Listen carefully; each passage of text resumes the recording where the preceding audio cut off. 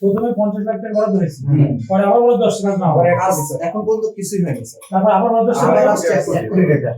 আপনারা জানবেন যে আমরা দুর্নীতি দমন কমিশন প্রধান কার্যালয়ের নির্দেশে আমাদের ডিডি মহোদয়ের দিক নির্দেশনায় আজকে আমরা জেলা পরিষদ শরীয়তপুর এটা অভিযান পরিচালনা করছি। কিছু অসঙ্গতি অলরেডি আমরা পেয়েছি। আপনারা জেনে অবাক হবেন যে সখীপুর যেটা আছেন ওখানে ডাকবাংলোর নামে 50 লক্ষ টাকা বরাদ্দ হয়েছে, অদ্যাবধি কোনো কাজ হয়নি।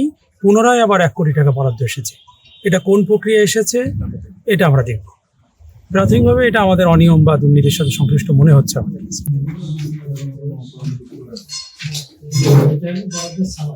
আমি স্যার সেট করে নিয়ে শেষ করা হয়নি না, এরপরে আবার 1 কোটি বরাদ্দ আসছে। এটা কেমন কেন দিল? প্রথমে 50 লাখ টাকা বরাদ্দ হয়েছে, পরে আবার বরাদ্দ 10 লাখ না হয়, এখন পর্যন্ত কিছুই হয়নি স্যার। তারপর আবার বরাদ্দ 10 লাখ। 1 কোটি টাকা। এটা কি আপনি শুনেন, আপনি তো এক্সপার্ট লোক, টেকনিক্যাল লোক, আপনি বলেন যে নিয়ম আছে না, বাড়তি করে চলে আসে। এইভাবে এই বিষয়টা এইভাবে হয় না, হয়েছে কিভাবে এটা তৎকালীন যে আমাদের এলাকা ছিল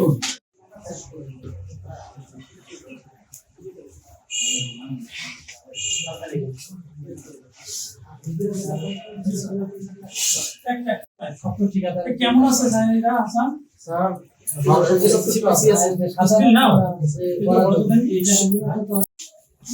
ক্যাশ কমে গেলে সবচেয়ে কতগুলো হয়েছে? তাদের স্যার 1270 টাকা আছে। 1200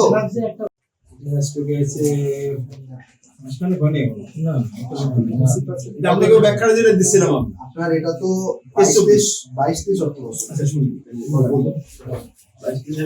গত বছর মানে সেই তারিখে 24 না 25? যে এই 25 জি মানে কিনা হইছে 24 কিনছে জি।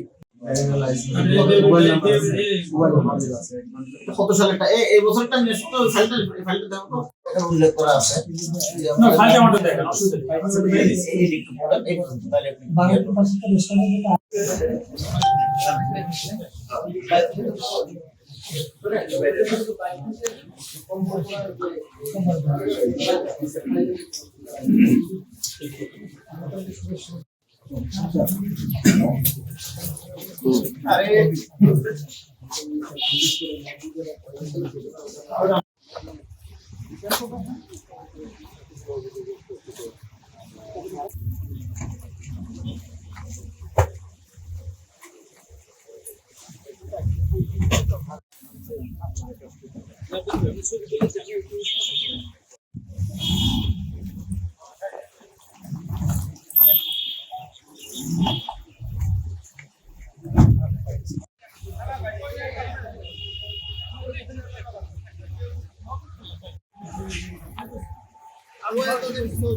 আপনারা জানবেন যে আমরা দুর্নীতি দমন কমিশন প্রধান কার্যালয়ের নির্দেশে আমাদের ডিডি মহোদয়ের দিক নির্দেশনায় আজকে আমরা জেলা পরিষদ শরীয়তপুর এটা অভিযান পরিচালনা করছি।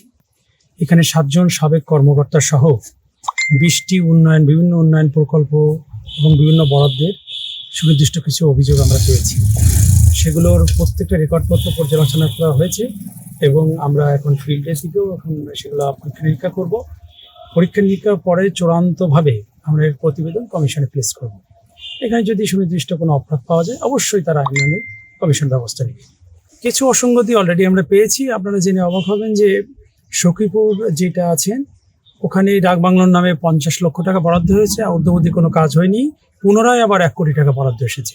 এটা কোন প্রক্রিয়া এসেছে এটা আমরা দেখব। প্রাথমিকভাবে এটা আমাদের অনিয়ম বা দুর্নীতির সাথে সংশ্লিষ্ট মনে হচ্ছে আমাদের কাছে।